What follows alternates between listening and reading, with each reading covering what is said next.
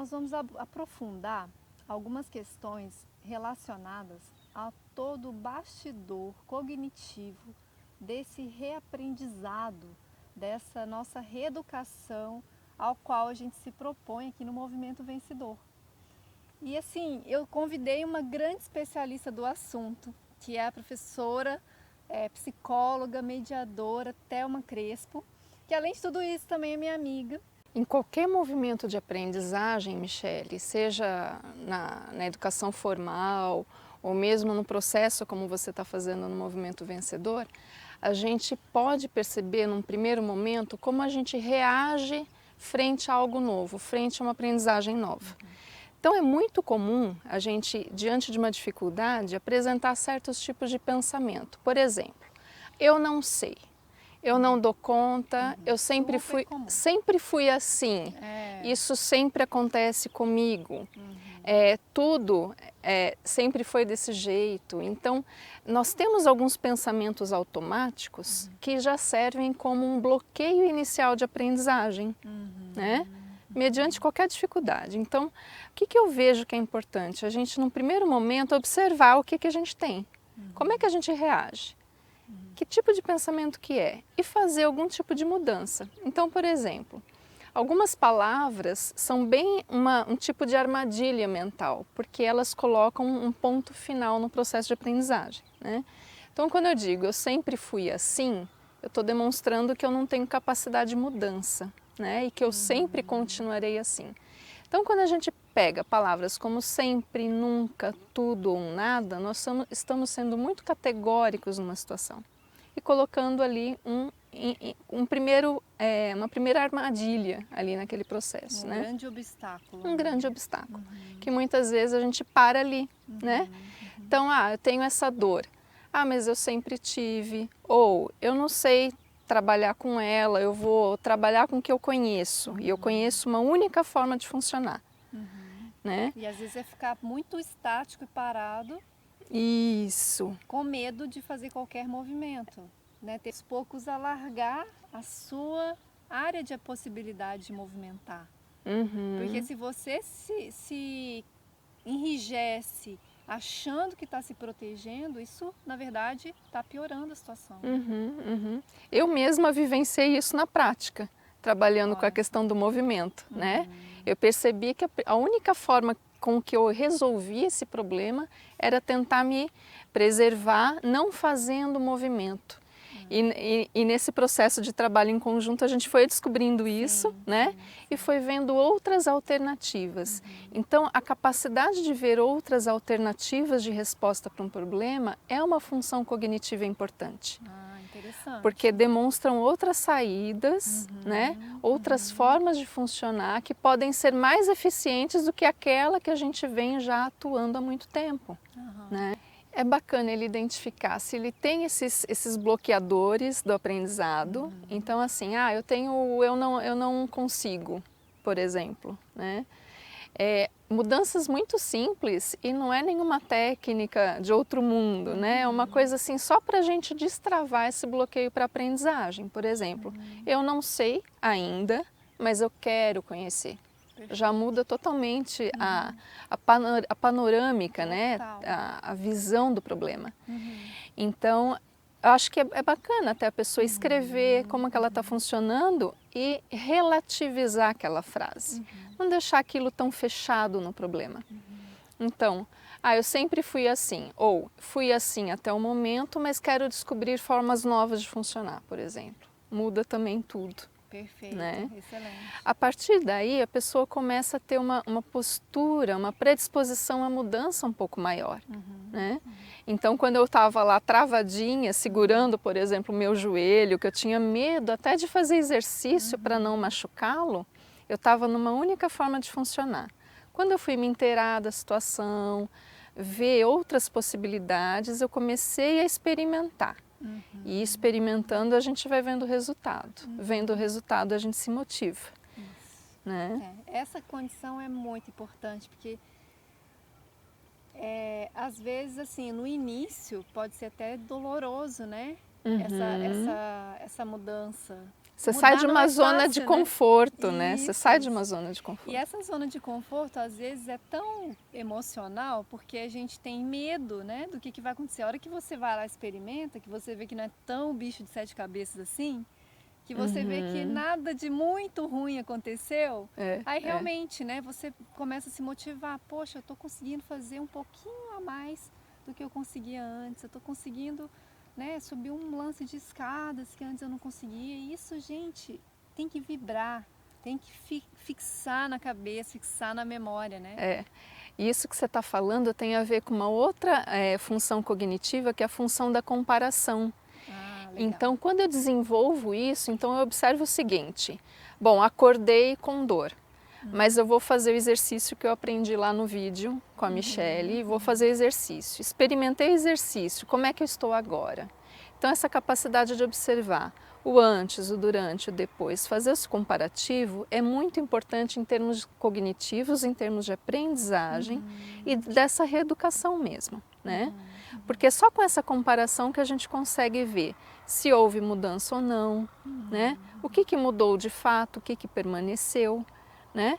E vendo os resultados, a evolução, esse desenvolvimento todo, né? Como é que eu estou evoluindo no processo. E até se piorou.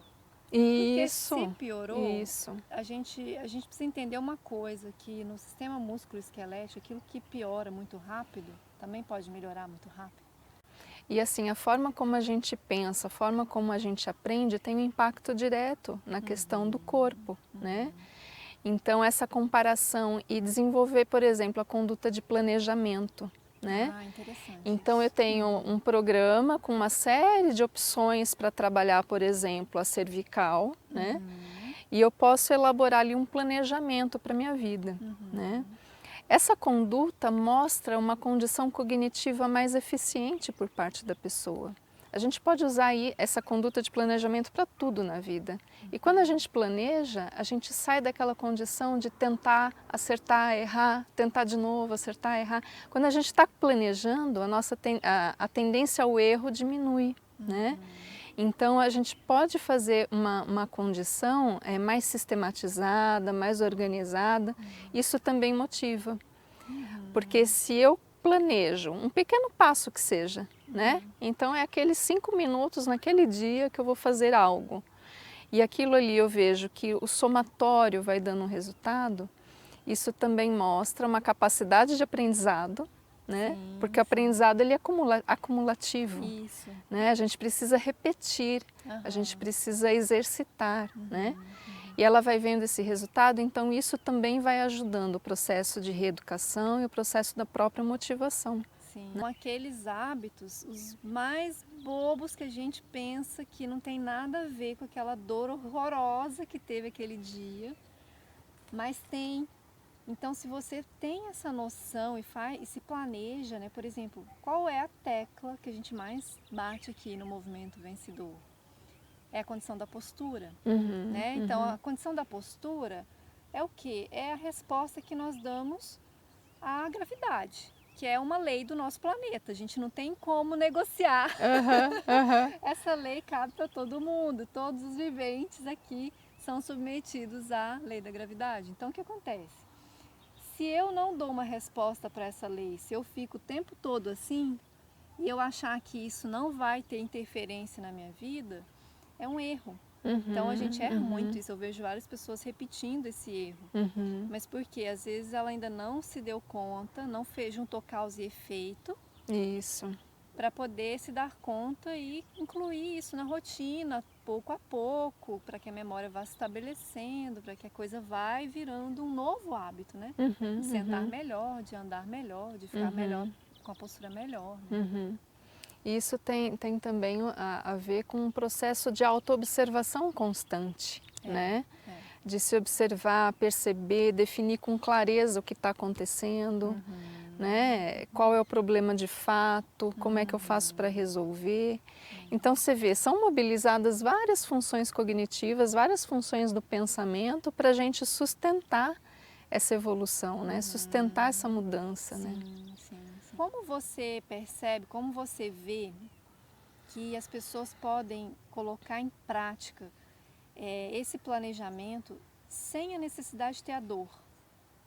Porque às vezes, assim, uma motivação que nós temos para a gente mudar algo é quando aquilo já incomoda, né? Como você acha que as pessoas que não têm dor ou que ainda não sentem dor podem fazer para melhorar isso? O planejamento, ele já é essa conduta profilática, né? Aham. Você olhar lá na frente e falar, para eu chegar lá na frente com uma saúde melhor, antes disso eu preciso fazer algumas coisas. Então você vê, é uma habilidade de pensamento, né? De projetar no futuro alguma coisa Sim. e fazer o caminho oposto, Aham. né? Quais são os passos para eu chegar lá? Aham. Então quando a pessoa valoriza aquilo que ela quer lá na frente, né? Então ela consegue fazer essa conduta de planejamento e é uma profilaxia. Então, por exemplo, eu não quero mais ter a dor no joelho, que eu tinha alguns anos atrás, nunca mais tive a crise. Mas para isso, o que eu preciso fazer? Preciso atuar cotidianamente, repetindo esses hábitos, para que aquilo se estabilize, para que aquilo, né, realmente não entre num processo de crises consecutivas de dores, Sim, né? sim, sim. Então você vê, é planejar futuro mesmo e aos poucos fazendo essa condição. Então assim, quando eu tenho uma motivação por um ganho de uma pequena ação, eu já posso investir numa outra ação um pouquinho maior. Posso ousar um pouco mais. Então agora, deu resultado, então agora eu vou fazer um pouco mais desse resultado. Porque a gente pode intensificar, melhorar a nossa saúde de forma geral, né? Isso que você está falando é bem interessante e eu lembro muito daquela outra operação que é você fazer uma transposição, né? Então você vivenciou no joelho algo que você já percebeu um processo específico nessa articulação, mas você pode então de repente fazer a mesma coisa para outras articulações, para outras áreas da própria vida, exatamente, né? Com o mesmo aprendizado. Exatamente. Isso vai gerando um nível de organização na vida, né? Então eu estou organizando a minha vida em torno de algo que eu quero, por exemplo, melhorar a saúde. Então eu estou me organizando para em determinado horário fazer os exercícios, melhorar lá a minha postura quando eu estou sentada trabalhando. Então daqui a pouco não precisa ter alguém me falando, Thelma, senta direito, melhora aí. Não, eu já me percebo um pouco mais e eu já começo a fazer as correções, né, de forma mais autônoma. Isso que é o bacana da mediação também, né? A gente aprende com o outro, né? Com o profissional da área, com os professores e tudo mais, mas quanto mais a gente introjetar aquilo, mais autonomamente a gente vai viver, né? Perfeito. Então eu posso criar essas rotinas, esses hábitos, de modo a conseguir essa saúde um pouquinho por dia, né? E não pesa, né? Não. Acaba que a pessoa começa assim a utilizar momentos, a utilizar alguns tempos, porque a gente às vezes usa com bobagem, a gente deixa para lá aquela preocupação que é prioritária, que é para o nosso bem-estar, que é para a nossa qualidade de vida, em função até de outras coisas menos prioritárias. Afinal de contas, a nossa saúde é o maior bem que a gente tem, né? Na verdade, a gente começa a se dar conta disso quando a gente perde, quando a gente se vê limitado por algum motivo. E aí que a pessoa para e dá valor, né, na condição da saúde. Mas não é necessário, né, esse nível de sofrimento, de incapacidades, né? E interessante de observar que quanto mais organizado a gente fica nesse sentido, mais livre a gente fica. Para fazer o que a gente quiser. Para fazer o que a gente quiser. É um paradoxo, às vezes a pessoa pensa assim, mas eu vou ter tudo isso muito certinho, isso engessa meu dia. O que às vezes também é uma falácia, né? Não é verdadeiro aquilo. Eu me organizo, daqui a pouco sobra mais tempo. Sim. Daqui a pouco eu estou mais motivada. Sobra mais energia. Sobra mais pique, dá vontade de fazer outras coisas, né? Isso vai dando uma liberdade para a gente, né? Tanto no nível mental quanto no nível mesmo corporal também.